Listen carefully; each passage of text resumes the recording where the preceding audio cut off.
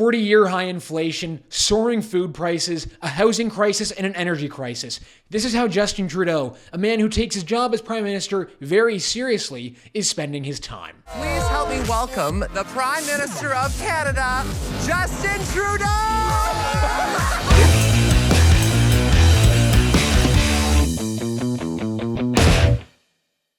Welcome everyone to Ratioed. My name is Harrison Faulkner. The clown show nightmare continues in this country as Canada's woke prince, Justin Trudeau, appears on a drag queen reality show as some sort of guest host. Not like there's anything more important for him to do, right? Drop a like on the video, share it around, and subscribe to the True North YouTube channel. The comment question for the episode is this: is appearing on the drag queen television show the most embarrassing thing Justin Trudeau has done as Prime Minister? Keep in mind, the list of embarrassing things that he has done is quite long. There's quite a lot of competition. Remember his trip to India, where he donned 8 or 9 different Indian costumes, or when he took a knee at the BLM protest. Long list of examples. Let me know what you guys think. Is this the most embarrassing thing he has done as Prime Minister? All right, let's get into it. Take a look at how Canada's Drag Race celebrates Justin Trudeau's appearance on the show. We're making her story. Wow, how creative. Almost like when Justin Trudeau said the she session would be followed by a she covery. It's almost like they're taking notes from each other. Remember this?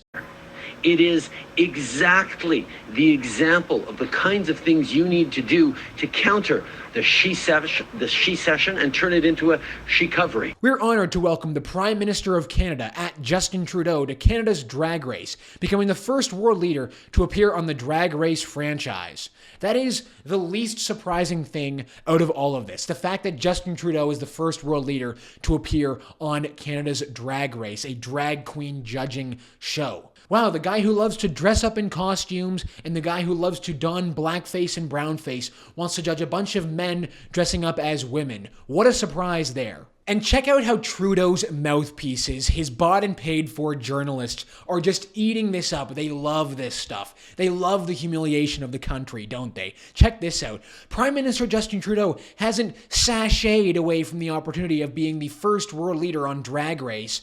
Congratulations, Canada.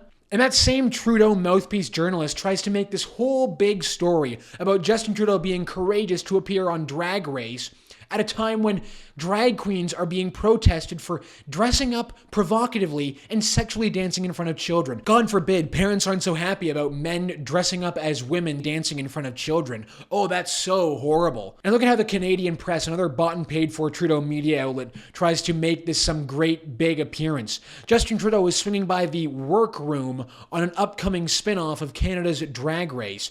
Producers of the drag queen competition series said the Prime Minister will make a special appearance on Canada's Drag Race. An image from the set showed Trudeau beside Toronto drag queen and host Brooke Lynn Heights in a segment in which the contestant receives inspiring words before the episode's main challenge. So at a time when we're seeing a very disturbing rise in the normalization of children's drag shows, adult men dressed up as women dancing provocatively in front of children at public schools, public libraries, and hosted by public school boards, at a time when we're seeing that, and that's becoming normalized by the legacy media, our Prime Minister is now appearing on this show. I can't think of anything more humiliating for Canadians. So the team of researchers at True North put together a list of issues facing Canadians that we think are more important than judging men dressed up as women. Now you let me know in the comments if you think any of these are less important than judging drag queens on their ability to impersonate women. Let me know. So let's start off with the big one. How about this one? 40-year high inflation. The fact that the Canadian dollar doesn't go nearly as far as it once did. And on top of that, how about we deal with soaring food prices? The fact that Canadians can no longer buy the same amount of food they used to, and many Canadians are struggling to deal with soaring food prices. How about the housing crisis? The fact that Canadians can no longer afford to buy a home, or the Chinese Communist Party has infiltrated the country. See this global news report that CSIS has informed the Prime Minister that there are compromised Canadian elected officials and the Communist Party is engaging and meddling in our elections. Not important, right? It's more important to judge whether or not Buddy over there looks more like a woman than Buddy over here. How about the homelessness epidemic in Vancouver and Toronto? Probably not nearly as important as drag queens. How about the opioid epidemic that is taking lives across the country? Not as important as judging drag queens? How about the fact that our military is crumbling and that enlistment rates are so bad that the government is now opening up the military to non-citizens? Permanent residents can now become soldiers because so few Canadians want to join Trudeau's woke military. Or how about the fact that many Indigenous Canadians still don't have clean water? They still don't have access to clean water, but let's make sure we judge the drag queens first.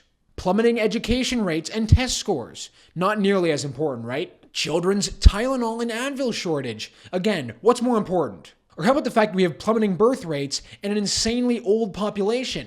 Or how about the fact that this government continues to fail veterans? Now, since we're on the topic of veterans and it's Remembrance Day tomorrow, why don't we talk about what happened at a Royal Canadian Legion last month? On October 22nd, the Royal Canadian Legion in Kemptville, Ontario hosted an all-ages drag show where you and your family of 4 for the price of $50 can watch drag queens, one who goes by the name of Bend Over, dress up in sexually explicit outfits and dancing provocatively in front of your kids. That's right, so going to serve this country in Afghanistan and watching your friend get blown up by an IED, for all of that, you and your family of 4 can go and watch a family-friendly drag show at a Royal Canadian Legion. Oh, and on top of that, since Justin Trudeau has implemented his euthanasia regime in this country, Veterans Affairs officers are now offering medical-assisted dying to veterans seeking help. That's right, so a veteran who served this country seeking help from PTSD after going to serve this country in Afghanistan, well, the government is now just offering to kill them. So it turns out that a Veterans Affairs officer who was speaking to a veteran who called Veterans Affairs to seek help offered to kill the veteran and said to him that it would be a better option than, quote, blowing your brains out.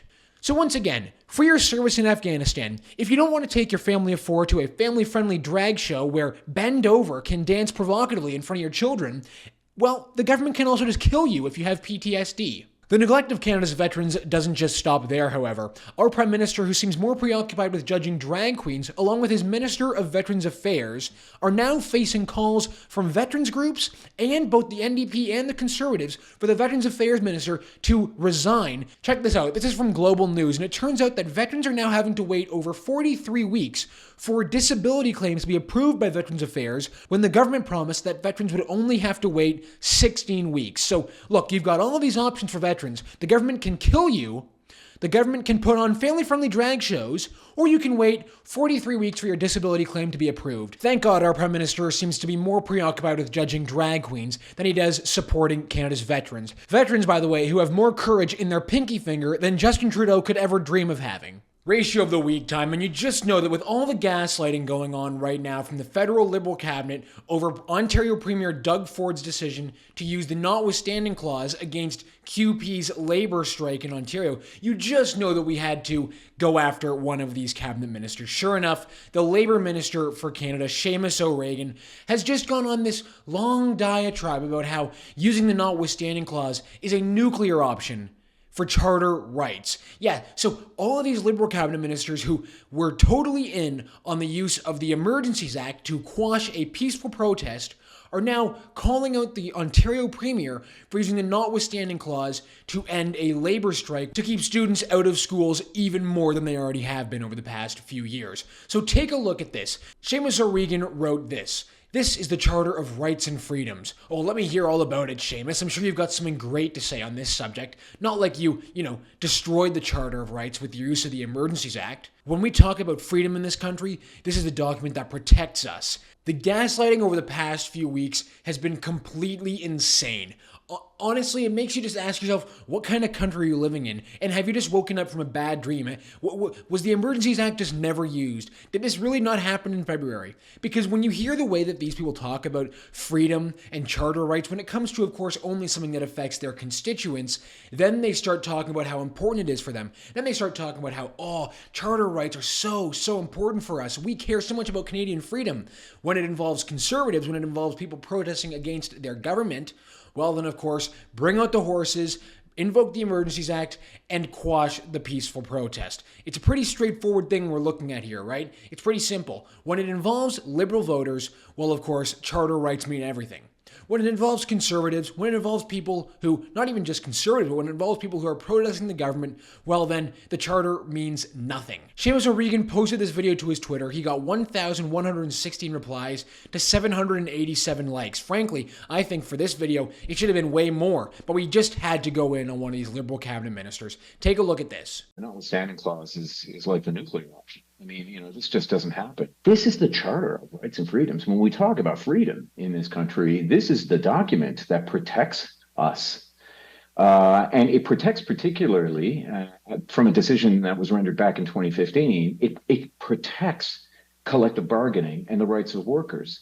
And this is circumventing that as a negotiating ploy.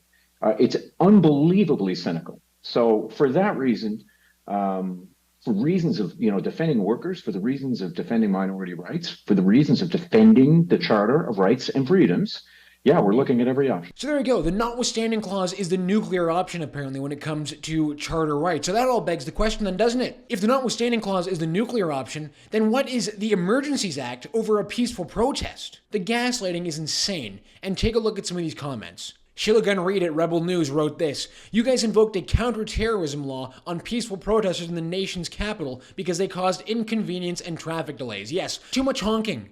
Too many parking violations. Bring in the horses. Invoke the Emergencies Act." And this person just writes, "Who is going to tell them?" Honestly, that's a perfect way to put it. All right, that's going to do it for us this week on the show. Thank you so much for watching. No Fake News Friday tomorrow as it's Remembrance Day. Take some time to remember Canada's fallen soldiers. We're switching things up on the show as well. Going forward, next week and onwards, Ratioed is now going to be on Mondays and Thursdays. So we're looking forward to bringing you even more Ratioed going forward. Thank you so much for watching. My name is Harrison Faulkner, and this is Ratioed.